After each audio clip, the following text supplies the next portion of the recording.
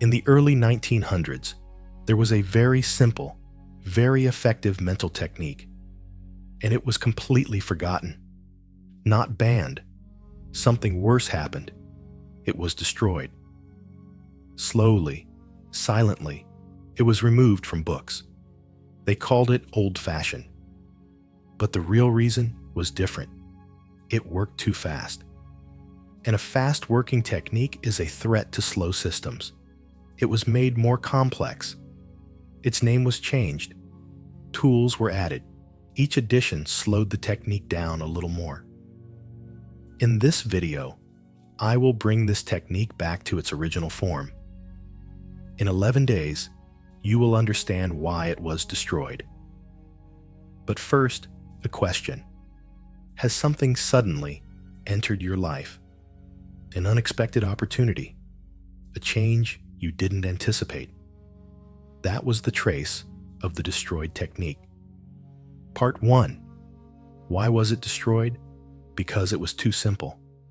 First of all, I need to make a very clear distinction. Banning and destroying are absolutely not the same thing, and that difference changes everything.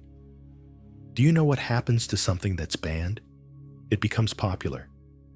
There's a concept in social psychology called the Streisand effect. When you ban something, on the contrary, everyone starts showing interest in it. They become curious. They ask, why was it banned? They search for it. They find it. They share it. In the early 2000s, there was a website the government wanted to shut down. Nobody knew about it. But when the news of the closure broke, 5 million people visited it in 3 days. The ban turned into advertising. And what about something that's destroyed? A completely different fate.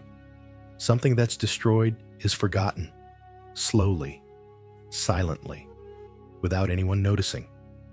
And the most effective, insidious, and lasting way to destroy is this: to complicate things.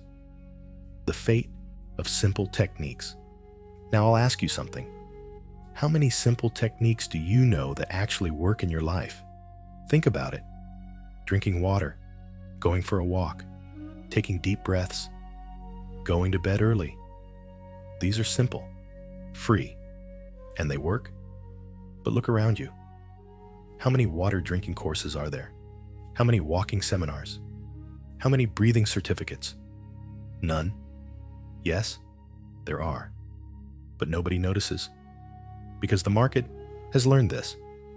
You can't sell something simple as it is. First, you complicate it. Then you package it. Then you sell it. And in this process, the original simple technique gets lost. The original technique, reverse expectation. Now let's go back to the early 1900s. Back then, psychology was just becoming a science. People were trying to understand how the mind works. A group of psychologists, philosophers, and thinkers noticed something very simple but very powerful. The brain creates expectations for everything. You wake up in the morning. The brain immediately starts. Today will be the same day. You walk through the door. The door will be open. You say hello to someone. The brain, they will answer. You go to work. Your brain thinks, the same desk, the same people, the same tasks. These expectations are automatic. It's unconscious, and it's very powerful, because these expectations create a filter. To conserve energy, the brain works like this. It sees what it expects. It filters out what it doesn't expect, because processing things you don't expect means expending energy, and the brain doesn't like that. So right now, 1,000 different things are happening around you, but your brain only sees 10 of them. Why? Because you were expecting those 10 things. It filtered out the other 990. This is where the reverse expectation technique comes in. The technique says, reverse your expectation. When you walk through a door, Ask yourself, could it be closed? When you say hello to someone, think, what if they don't answer? On your way to work, expect, could everything be completely different today? And do you know what happens? The filter breaks. The brain is surprised. It switches to, could something I didn't expect happen? Mode. And in this mode, you start seeing everything. The 990 things that were filtered out become visible. When the filter breaks, reality changes. Because you're no longer living a different reality. You're seeing the same reality through a different filter. It was that simple. 3 steps. Set your expectation. Consider the opposite. Observe. That's it. No tools, no rituals, no seminars. Part 2. The 3 mechanisms of disappearing. How simple becomes complex. The disappearance of a technique isn't a deliberate plan. It's not a malicious conspiracy. It's a much more natural, much more ordinary process. And this process always proceeds through the same 3 mechanisms. Whether it's breathing, meditation, or the reverse expectation technique. Now I will explain these 3 mechanisms in detail, because once you understand them, you will see that the dozens of techniques around you are actually complex versions. Mechanism 1. Complexity. First mechanism. The simple is made complex. The reverse expectation technique consisted of 3 steps. Set the expectation. Think the opposite. Observe. That's it. But someone, a well-meaning person, not a malicious one, said, it can't be that simple. Something this simple can't be that powerful. There must be something else in the background. There must be a deeper layer. And they began to add, first you must meditate. You must calm your mind. Then you must clarify your intention. You must know exactly what you expect. Then you must write it down. Writing concretizes the energy. Then you must visualize it. You must bring it to life in your mind. Then you must raise your emotions. You must increase your emotional frequency.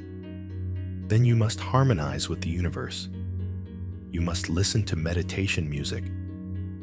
That makes 15 steps, and each step seems logical, because it can really help. Meditation is good. Visualization works. Emotional feelings are important. But the problem is, the original technique doesn't require these. What did the original technique say? Think the exact opposite of what you expect. You can do it without meditating. You can do it without writing. You can do it without visualization, because that's the technique. But what happens if you add 15 more steps? People get confused. They think, which step can I skip? They say, do I have to do them all? They say, then I can't. And they don't apply the technique. That's the power of complexity. What makes something simple applicable is its simplicity. Complex things are impractical. And people say, the technique didn't work. Yet they didn't even try the technique. They tried the 15-step version. This version isn't the original. Mechanism 2. Name change. The second mechanism. The explicit name is made ambiguous. Reverse expectation was very clear. You know what to do. Take your expectation, reverse it. Clear. Understandable. But someone, again, a well-meaning person, said, this name isn't very spiritual. It's not very deep. We need a more mystical name. When people hear reverse expectation, they think of something mundane. But this technique isn't mundane, it's deep. So its name should be deep too. And the name began to change. 1920s. Mental reorientation, 1940s. Consciousness expansion practice, 1960s. Awakening awareness, 1980s. Raising energy frequency, 2000s, quantum field shifting, 2020s, manifestation vibration. Each one a beautiful word, mystical, deep, spiritual, but none of them are clear. What does awakening awareness mean? How do you do it? When will you know you've succeeded? What does raising energy frequency mean? Which frequency? How do you measure it? Did it rise or not? What does quantum field shifting mean? Which field? Did it change or not? It's unclear. And an unclear name implies an impractical technique. Because when you say expectation reversal, you know exactly what you're going to do. You take your expectation, you reverse it. But when you say quantum field shifting, what are you going to do? You don't know. You'll read books. You'll attend seminars. You'll learn. And while you're learning, the original simple technique gets lost. Mechanism 3, adding tools. The third mechanism, what's free is made expensive. The original technique requires no tools. You have a mind. You have expectations. You think the opposite. It's free. It's free. You can do it anywhere. But someone, and this time perhaps a little less well-intentioned, said, people don't believe in such free things. We need to sell something. We need tools. We need equipment. Otherwise, they won't take it seriously.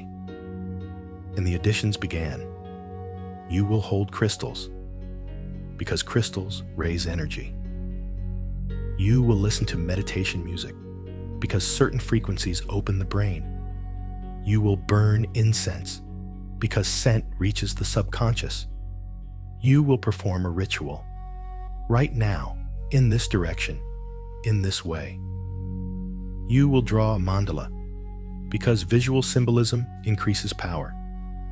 You will burn incense, light candles, wear special clothing. Each addition is a product, and the technique is no longer free. It costs money, but more importantly, it's slow, because you need to find the crystal. Which crystal? Amethyst or quartz? You need to find out. You need to choose the meditation music. Which frequency? 432 Hertz or 528 Hertz? You need to do research. You need to learn the ritual. At what time? In what direction? You need to take a course. Each edition slows down the technique by another week. How long did the original technique take? Instantly. You can start right now. How long does the 15-step build take? 3 months. Because first you need to gather the tools, then learn how to use them, and then implement them. And after 3 months, what does the person say? It seemed too complicated. I gave up. Chapter 3, the 11-day Reverse Expectation Protocol. This exercise isn't complicated. No rituals, no extra tools. You just need to become aware of and expand upon your mind's automatic expectations for 11 days. The goal is to create a manageable filter for life. Days 1 to 3. Create a prediction map. Every evening, ask yourself, what was I expecting today? What kind of reaction were you expecting from people? And what was the outcome? What was your mood like? Write it all down. No judgment, no correction. At the end of 3 days, list the recurring people. Your mental filter is there. Days 4 to 7. Consider the reverse of expectation.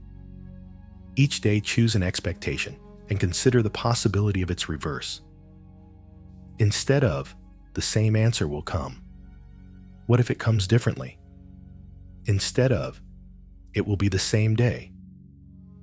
What if there is a slight change? You are not forcing anything. You are simply accepting the possibilities. This flexibility creates small breaks. Days 8 to 11. Days. Capture sudden moments. An unexpected message, idea, or development occurs. Everything that is called sudden is where expectation is broken. When the filter loosens, the surprise emerges. This is not a technical advancement. The mind anticipates. When you loosen the filter, perception changes. When perception changes, experience begins to change as well. At the end of 11 days, you will understand this. There was no such thing as a forbidden technique. There was a technique that was extinguished, and extinguishing is much more powerful. Because what is forbidden is sought after, but what is extinguished is forgotten. Has the reverse expectation technique been extinguished? Yes. But has it been killed? No. Because you are watching this video. And now you know. Think the opposite of expectation. The filter breaks. Reality changes. No conspiracy. No hidden power. Just market dynamics. And you can step outside of this dynamic. If you like this video, write "I learned the reverse expectation technique" in the comments. I'm really curious how many people will try it. Subscribe and turn on notification bell. In the next video, I'll be covering another fire extinguishing technique. Don't miss it. Thanks.